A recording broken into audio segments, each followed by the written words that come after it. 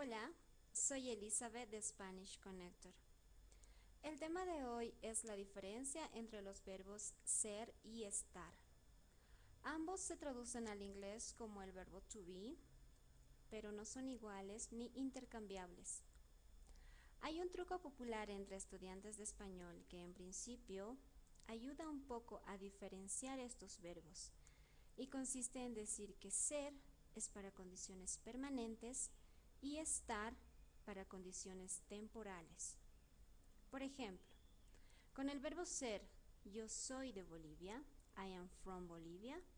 Con el verbo estar, yo estoy de buen ánimo, I am in a good mood. Podemos ser más precisos si limitamos estar para lugares y para situaciones temporales que implican un cambio de estado. Por ejemplo, yo estoy en La Paz, I am in La Paz. Yo estoy cansada, I am tired. El verbo ser se usa con la hora y los eventos. La clase de español es hoy, la clase de español es a las 6 de la tarde. Muchas gracias por preferir Spanish Connector. Que tenga un buen día. Hasta luego.